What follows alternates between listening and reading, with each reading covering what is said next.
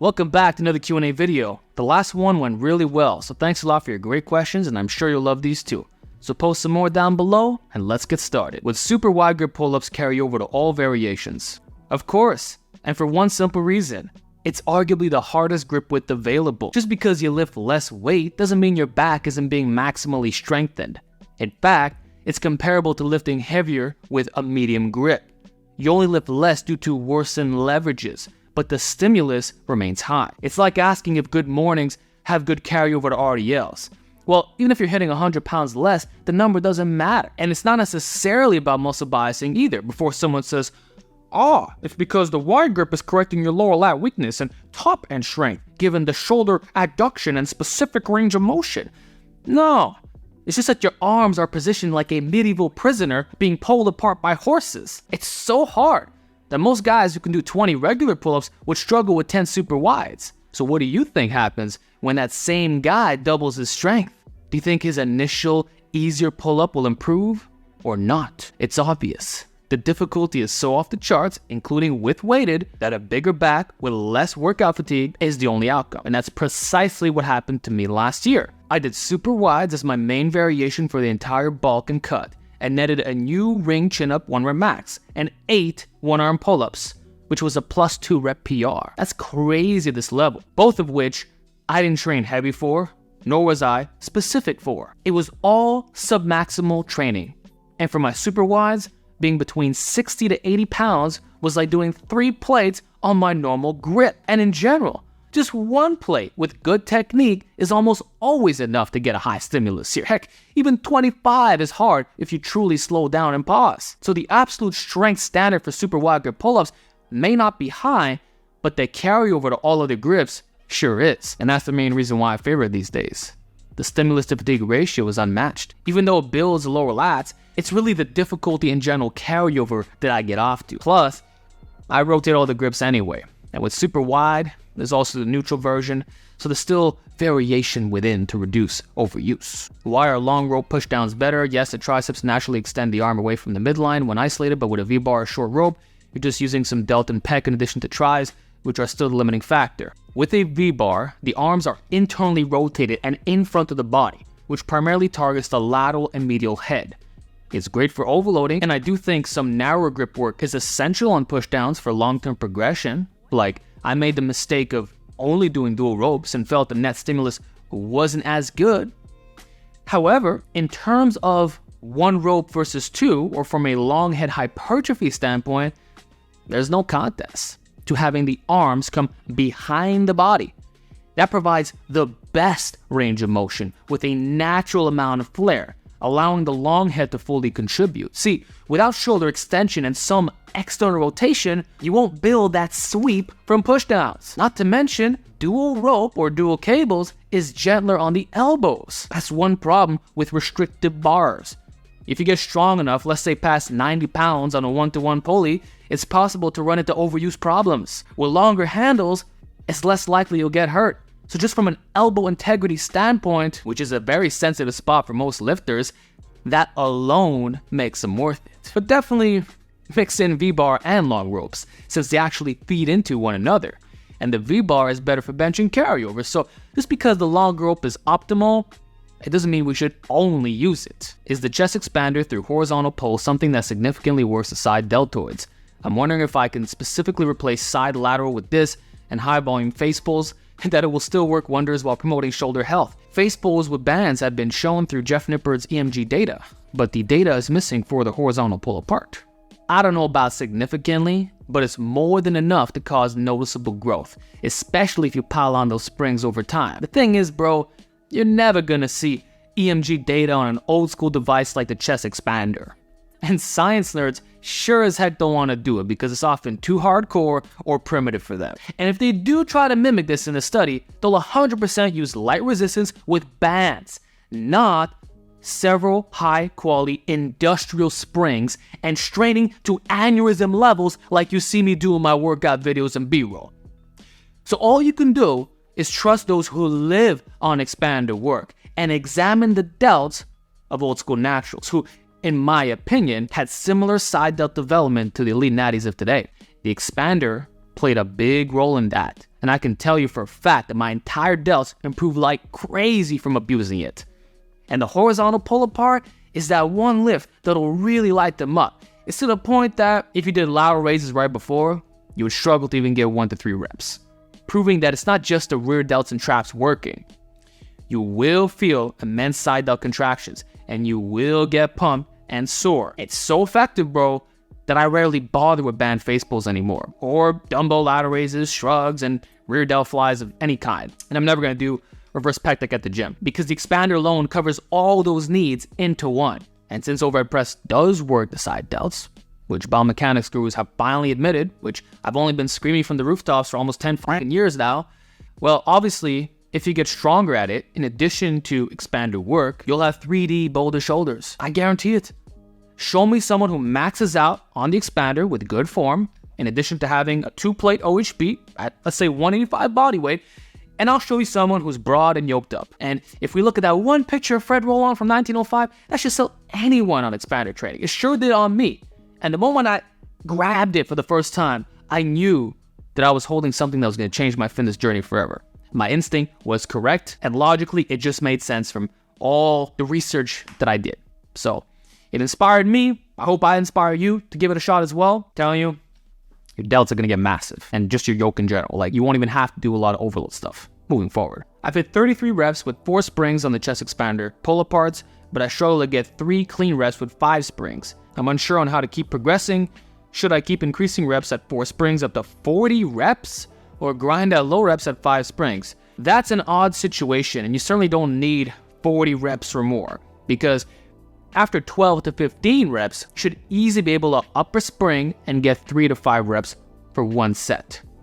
So maybe you're not controlling the eccentrics on your pull-up parts, which is allowing you to ballistically get higher reps in a short amount of time. Plus, I'd bet using a low-quality chest expander with handles that don't grip or rotate well, making the forearms a true limiting factor. See, before I got Robert Baraband's chest expander, I also had problems around the 5-spring level. But it wasn't my yoke that was the weak link. It was my hands, of all things. So either you upgrade, or for now, use a temporary solution like wrist straps. Your wrists will immediately stop caving in, and you'll break through that plateau in no time. Because what you're describing is likely equipment related. That or your form needs serious work, but I'm pretty sure grip is the problem. You've been using good mornings and reached impressive deadlift strength without deadlifting. How can this method be applied to someone with bad bench press leverages to increase their bench press? Thank you. So just like the wide grip pull-up question, it boils down to finding similar movement patterns that feature disadvantageous leverages. You're trying to get more out of less weight, but you're not deviating too far off from the plane of motion. So just because the overhead press is harder than the bench doesn't mean you should only OHP to improve your bench, because it's a totally different lift and is vertical. Therefore, you need to lay down on a bench and press horizontally, but just not with a normal bar. A cambered bar, or the arch nemesis bar by Bells of Steel, link in description, features an arch where your hands can get far below your chest, thereby stretching them to the max and increasing range of motion in the most difficult part of the bench, and therefore will significantly reduce the weight. Then, if you kick your legs out, slow down the tempo, and hold the stretch, boom! We've taken well over 50 pounds off your rep work. And just to say, if I only did 2 plates for this weight, I guarantee that on any day, I can come in and bench 315 for reps. In fact, that's what I did recently with the straight bar, where I benched 225 to 275, Dr. Mike style, for a good 2 months. And then I managed to reverse grip bench 315 for 7. Think about how hard this is. I did this without even touching that weight in a while. So yes, strength is strength, and you don't need a bunch of weight to get results. That's a lesson that really hammered in on me recently. In a way, it's made me regret going so darn heavy when I now know it was never necessary. So that's my advice. Any super range of motion tempo bench and the carryover to regular benching will be high. And yes, it should be with a bar, because I can't guarantee the carryover with dumbbells, plus they're a lot more unstable. So still include them, obviously. I'll do the same thing with rings, don't be a minimalist, but the next best option, if you don't have a camber bar, would be to use the low incline bench press. And you'll want to stick to a lower angle, being around 15 to 30 degrees. This way you get more arm bend, And you can arch to like a lower position, which will make it less of a vertical press because it's a continuum here, right? You don't want it to look like an incline press that's mostly for upper chest. You want a shallow angle to be more specific to your flat competition style Franken bench. I'd like to hear your thoughts on focusing on either the bench press or dips as the primary chest builder. I've just recently found love with dips and usually do them after my bench set. I was wondering what your take is on that exercise order in regards to fatigue levels coming into the next one. Both can feature competition level weights, but the one distinction is that weighted dips are a lot more unstable. So there's two lines of thought. Either you start with dips in order to load up as many plates as possible and not have fatigue affect your coordination and motor unit recruitment early on, or you finish with dips, such that you're so tired that regardless of stability, you'd have to drop several plates anyway, making it more of a self-limiting variation. Now in the past, I would have opened with dips to net the highest absolute load being 4 to 5 plates, and bench afterwards with less strength loss, maybe being 25 to 50 pounds max. But by reversing the order, if I finish with dips, I may struggle with 1 to 2 plates depending on execution. And since dips are harder on the shoulder joints and you get more range of motion, this isn't a bad option at all, especially if you slow down the form to get even more out of less weight. The fewer plates you have to hang, the more stable you'll feel, and the safer it'll be. So unless your goal is to have the strongest 1 rep max dip for hypertrophy, it's actually a great idea to end with weighted dips, unless of course it's a ring dip, which in that case, it can go either way, given the inherent difficulty. On the topic of volume, do you increase it when you're bulking as opposed to cutting? Since the bulk gives you extra recovery ability, do you make use of it by doing more volume, or is that superfluous volume? Not anymore. Instead, I push harder from a proximity to failure standpoint and include hardcore movements that I know I can now recover from. The weights are much heavier, often involving lower repetitions, and double progression just happens faster. But the split remains the same, and I still adhere to 2 sets per exercise, just with more exercises, which you can learn about in this complete video. So, since I haven't encountered any plateaus, why should I add volume when it's completely unnecessary? You see, with cutting, the stimulus isn't as potent because you're weaker and generally have less intensity and work capacity. So even though the volume on paper is the same, the amount of inroading isn't. Ironically, it's harder to recover when bulking because of your strength, which means the volume and recovery end up being similar to when you're cutting. The absolute loads and harder effort negate the need for doing additional sets, explaining why I haven't adopted a high volume approach and have no intentions of doing so. I achieved my biggest and strongest state yet in the 180s by performing 12 sets of compound exercises and 8 to 10 sets of isolations per week. I go all out, and the only way to double that volume would be by leaving reps in the tank and shortening my rest intervals, but that I prefer not to do. But you can if you want to. Is it dangerous to do too many pull-ups in comparison with other back movements? Because I'm noticing weird sensations in my back and also contractions from time to time. Do you recommend do the same amount of horizontal pulls to vertical? What do you think the cause could be? Thanks in advance. No, in fact, most calisthenics athletes are completely disproportionate in terms of vertical to horizontal pulling volume. Yet they have some of the best backs around, with very few injuries or weird sensations like you're describing. So I used to believe the idea that your vertical and horizontal pulling must be equated, or even that horizontal had to be double. However, I've come to realize this is a myth. You just have to look at your own imbalances and pick movements accordingly. See, pull-ups are still good for your posture because they open up the shoulders in the dead hang and also work the upper back when done with a full range of motion. And if you lean back, even better. Plus, if you use multiple grips, overuse is eliminated and you'll actually build your traps and rear delts from vertical pulls. Like, it won't be as optimal compared to rows, but it's enough to keep you injury-free. Also, if you incorporate ring work, which maximizes scapular control, or at least one horizontal pull per workout, like an inverted row, you're fine. So instead of focusing on volume, look at how thick your upper back is in comparison to your lats, and how strong your row is in comparison to your pull-ups. If both are strong, you can probably use a low volume approach on either and be perfectly fine. In fact, I exclusively do 3 pulls per workout, 2 of which are vertical. 9 out of 10 times, my workout consists of a weighted pull-up variation, a lat pull-down or another pull-up variation, followed by a row. And since I do a lot of pull-aparts, this contributes to the weekly upper back volume. further reducing the need for horizontal pulls. So I don't know why your back feels weird, but adding volume probably isn't the answer. And in most cases, it isn't. Just try flipping the order to 2 rows and 1 pull-up, and make sure not to slack off on your accessory work. Could I do long head targeted cable pushdowns alongside dumbbell extensions, or should I have a cable extension as well for all-around triceps growth? Are you assuming that a cable extension is for the squeeze? Because it's not. See, if you're facing away from the station, then the direction of resistance, being the cable itself, is parallel to the form in the starting position, meaning it's length and bias, just like a line dumbbell extension. So the difference would be how high or low the cable is set, which can change the angles similar to changing the angles on a bench, or most importantly, which attachment you use. So you can use dual cables to get perfectly lined up and drastically reduce elbow pain, or spreader bar, ropes, etc., which will affect how much internal versus external rotation you have and how well lined up you are. Other than that, they're muscularly quite similar. That said, I still do both, but mostly out of convenience. So I might do pushdowns to failure, then immediately follow up with extensions.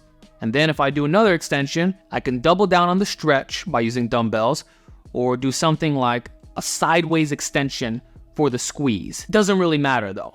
Just do what feels right on your elbows for that day. I've been wondering for a while about OHP grip, specifically a super wide grip one like on the rings or outside of them. I was wondering if this is a good idea and if it's a way to get more or less weight and possibly reduce overuse.